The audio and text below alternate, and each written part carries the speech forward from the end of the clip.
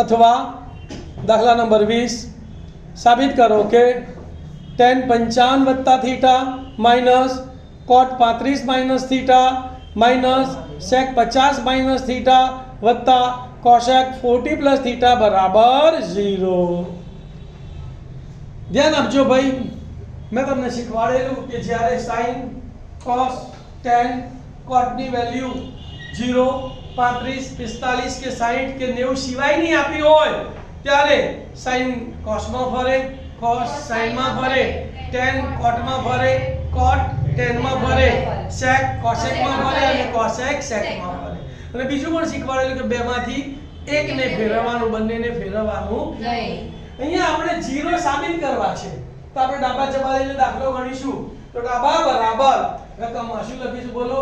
તો ડાબા બરાબર tan 55 વત્તા theta minus cot 35 minus theta minus sec 50 minus theta વત્તા cosec 40 પ્લસ થીટા। આ tan અને cot આ બેમાંથી એક ફરશે, sec અને cosec બેમાંથી એક ફરશે। તો આપણે નક્કી કરીએ કે આ પહેલા tan ને ફેરવવો છે અને અહીંયા cosec ને ફેરવવો। તો આ બંનેને આપણે એમને એમ રાખીશું બરાબર। તો tan थीटा શેમાં બને કે tan थीटा બરાબર cot 90 માઈનસ થીટા। તો tan 55 વત્તા થીટા ની જગ્યાએ શું લખીશું? cot 90 માઈનસ 55 વત્તા થીટા કૌંસ આપણે પૂરું માઈનસ cot 35 માઈનસ થીટા એમના એમ માઈનસ sec 50 માઈનસ થીટા એમના એમ પ્લસ cosec શેમાં પડશે? sec માં। તો શું લખીશું? sec 90 minus theta. તો sec 90 માઈનસ 40 પ્લસ થીટા।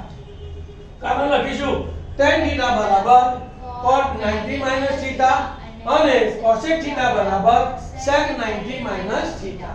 હવે ધ્યાન આપજો, અહીંયા કેવી નિશાની કૌંસ દૂર કરીશું। અહીંયા નિશાની કેવી છે?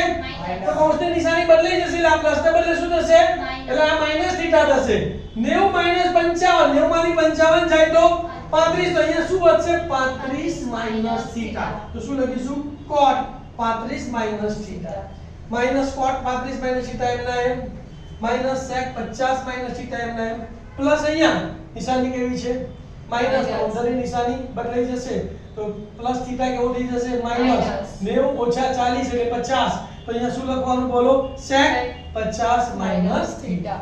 હવે ધ્યાન આપો, cot પ્લસ છે અને આ cot માઈનસ છે, બંનેના થીટા કેવા છે? સરખા। એટલે cot 35 માઈનસ થીટા પ્લસ અને માઈનસ cot 35 માઈનસ થીટા ઉડી ગયું। sec 50 માઈનસ થીટા માઈનસ છે અને sec 50 માઈનસ થીટા પ્લસ છે, એ પણ ઉડી ગયું, બધું ઉડી ગયું। તો જવાબ કેટલો આવ્યો? 0। તો બરાબર જવાબ, તો માટે ડાબા બરાબર